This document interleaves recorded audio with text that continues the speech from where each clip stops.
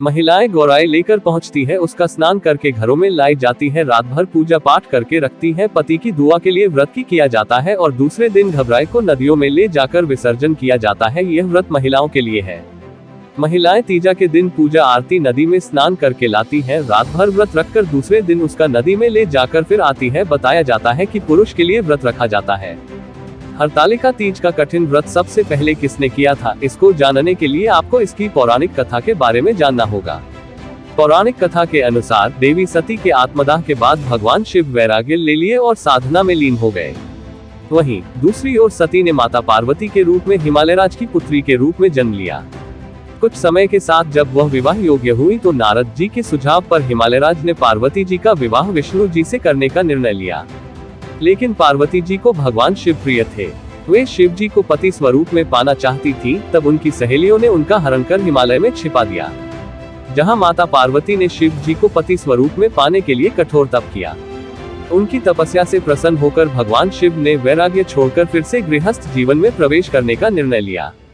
शिव जी ने माता पार्वती को अर्धांगिनी के रूप में स्वीकार किया।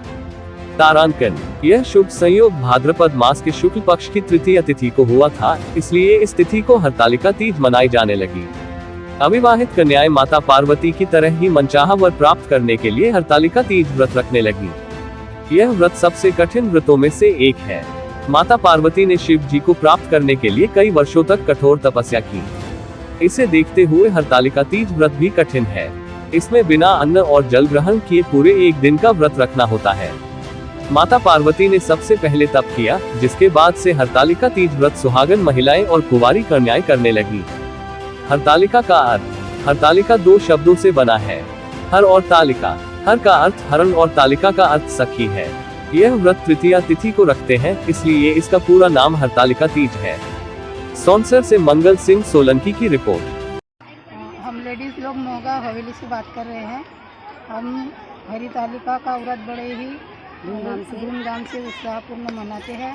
इसमें सुहागन स्त्रियों का कार्यक्रम रहता है और सरपा नदी पे हम लोग ऐसे त्योहारों में 2-3 बार आते हैं और बड़े खुशी से मनाते हैं। इसमें सुहागन स्त्रियां करती है ये व्रत को और शाम तक रात में जागरण करते, रात भर पूजा करते, इसकी पोथी वगैरह पढ़ते हैं, आरती। उसके बाद 12 के बाद दूसरे के घर जाते हैं, भोग लगाते हैं, कुमकुम का कार्यक्रम रखते हैं। हाँ, सुहागन स्त्रियां बड़े एक दूसरे के यहाँ जाकर हल्दी कुमकुम मनाते हैं कार्यक्रम। रविंद्र लोखंडे है। हम लोग घर से नदी पे आते हैं ये गौराई लेके। गौराई यूँ इसलिए मनाई जाती है कि पार्वती जी ने शंकर जी से पूछा था कि शंकर जी आपको पाने के लिए मुझे क्या करना पड़ेगा, तो उन्होंने ये व्रत बताया था, इसलिए सब लोग हम गौराई का व्रत मनाते हैं। इसमें 1.5 दिन की गौराई घर पे आती है, 1.5 दिन का व्रत रहता है और 1.5 दिन का व्रत होने के बाद अपने पति के पैर धो के ये व्रत छोड़ा जाता है। बस।